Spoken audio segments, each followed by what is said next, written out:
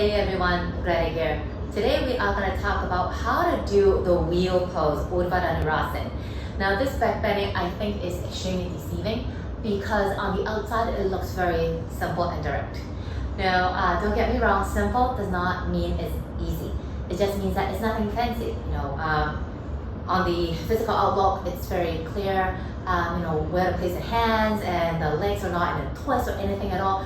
So it seems very accessible. And because of the simplicity of the outlook of the shape, a lot of people think that, oh yeah, it's very doable. But actually, it's very complex.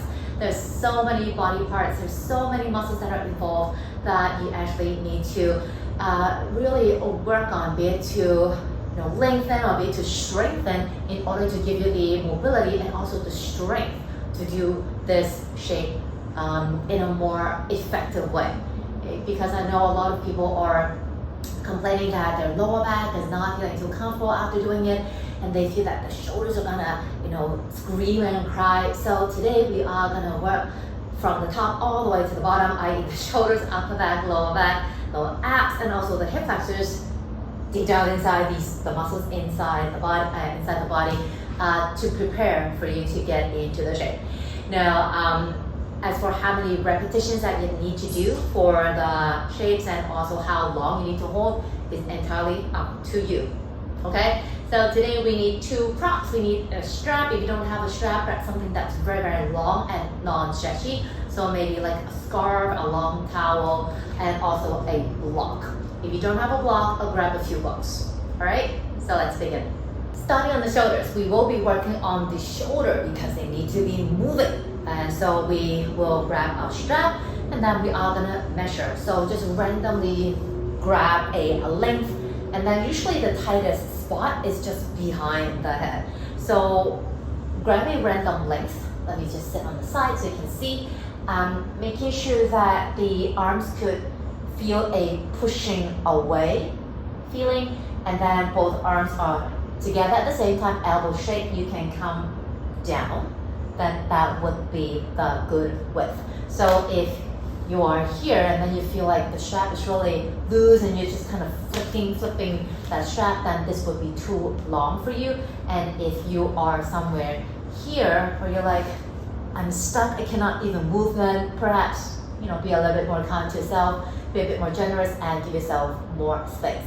Okay, so making sure that when you're here, the arms could push the strap away, the strap is snug, and you can bring the arms back and down. Okay, so do a few of these, making sure that you can breathe okay. And if it's all right for you, I'd like you to slightly engage the ribs and also the abs so you're not poking the ribs out, flaring them out. This is actually quite important.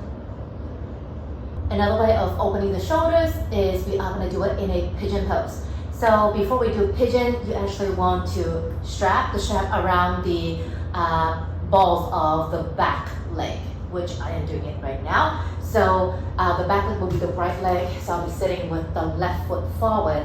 I will be sitting upright, and then bring the right leg back behind me, and then just make sure you have enough strap for this.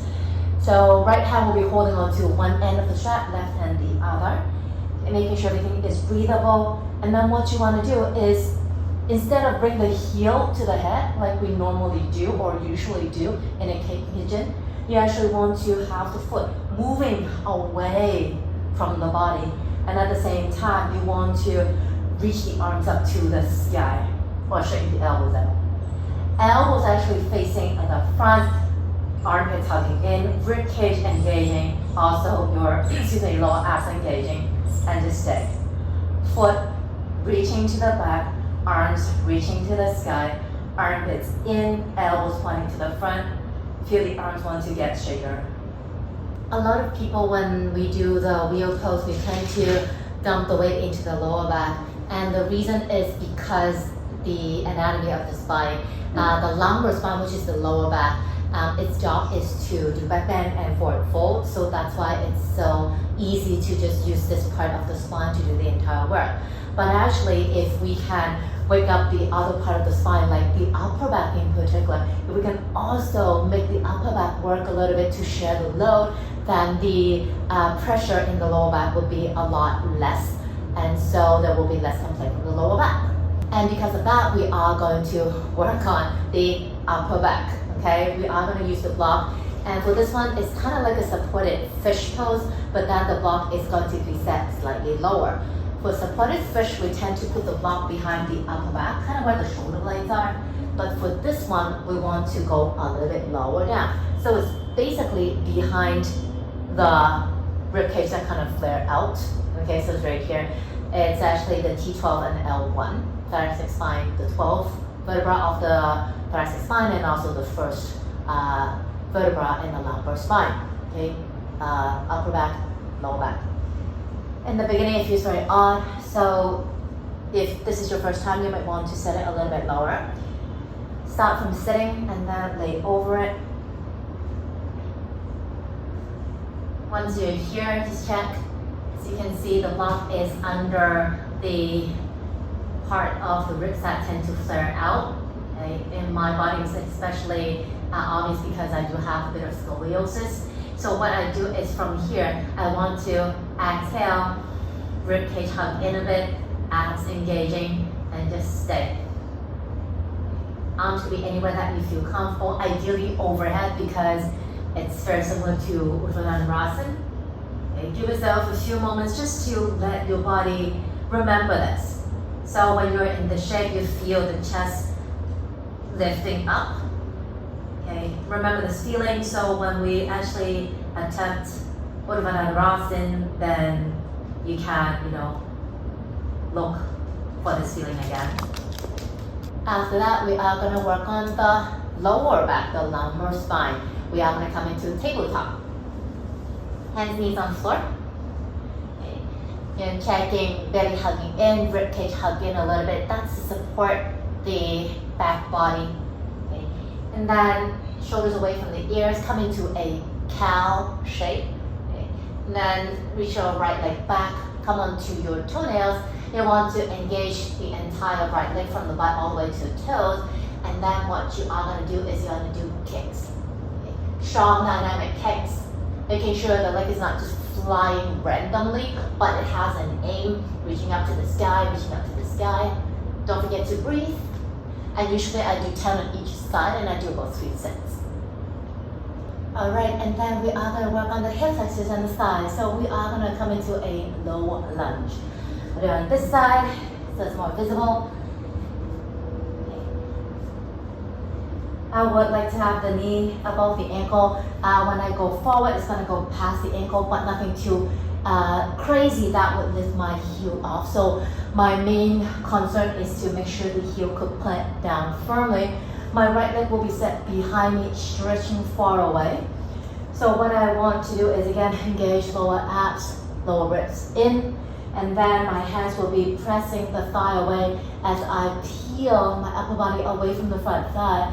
And then all this time, the right hip wants to sink closer to the floor.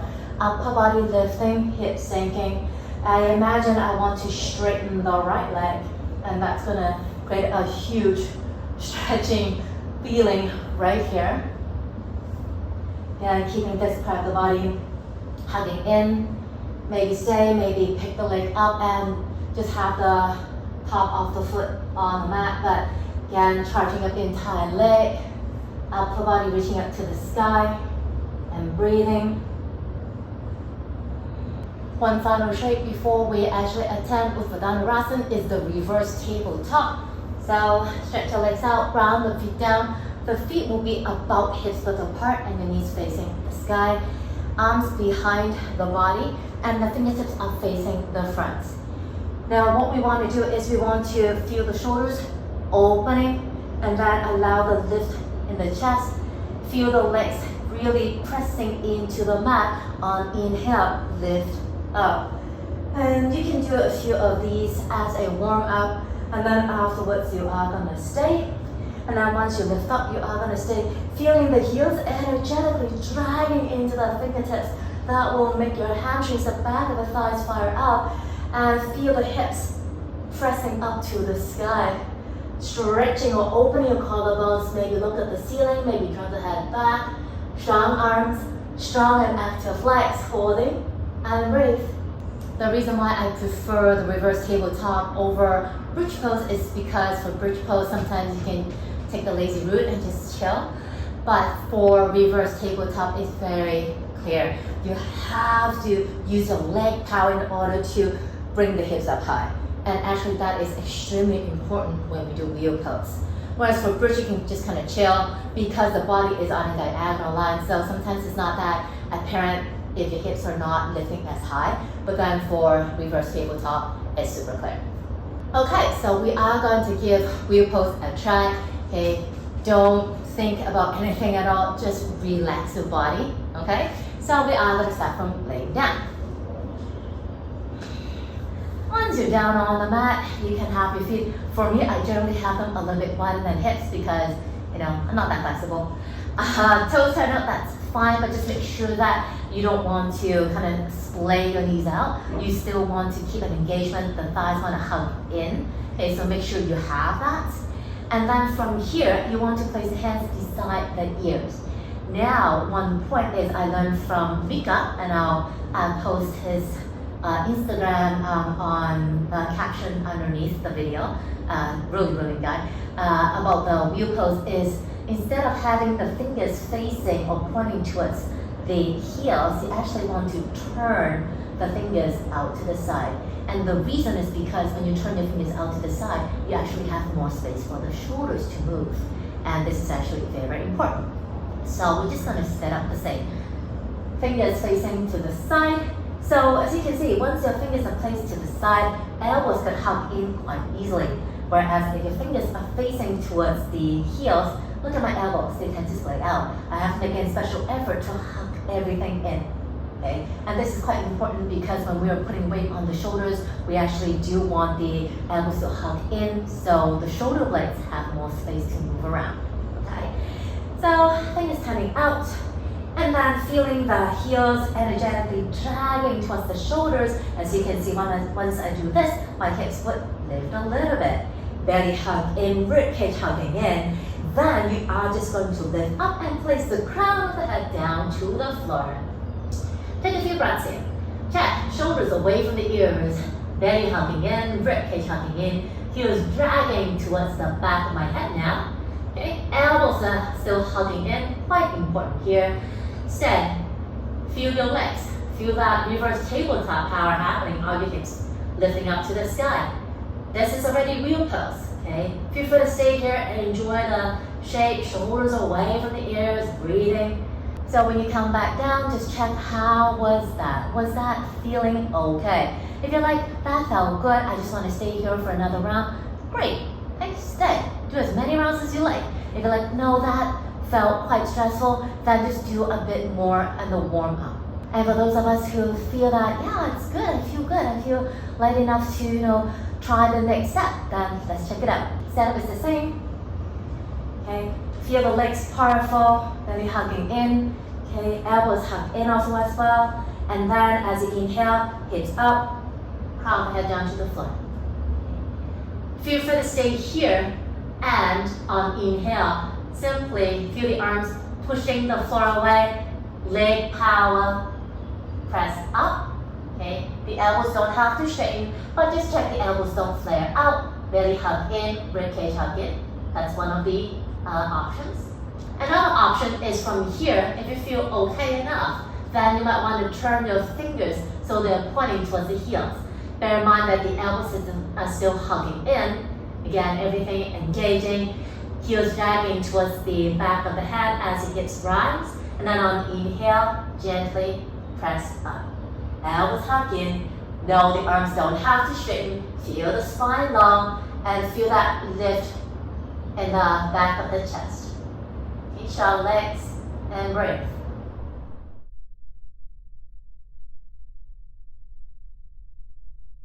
The wheel pose actually in translation from Sanskrit, Upadana is an upward bow. And that's it. So no, your arms don't have to straighten. No, the legs don't have to straighten. As long as you're in this curve, it's more like a bridge. And you can breathe. you don't feel a lot of pressure in the shoulders, you don't feel your lower back is gonna snap, then all is fine. Okay, all those other, I have to walk my heels closer to the hands, my elbows have to shake, my chest has to thrust towards the end of the mat, all those things are secondary, they're unimportant. They will come, They might come this lifetime, they may come next lifetime, okay? Okay, but those are not the key points. The key point is whether when you're lifting up, every step along the way, can you breathe okay? Is your mind everywhere? Do you feel a lot of overwhelmingness here or maybe here, because this is actually quite a deep back bend. You are opening the chest a lot of stress, negative or emotional pressure that's stuck inside the chest will be just exploded out. So some people feel it's a lot happening, they feel it's overwhelming, they feel it's hard to breathe. All those things are natural. Okay, so making sure again, checking all those milestones, all those steps. Are you breathing? Is the energy okay? Are you forcing yourself? Is your body feeling okay to proceed? Don't force. All right? Hope this is helpful to you, and leave me a note and let me know how it goes, and I'll see you again soon. All right? Take it easy.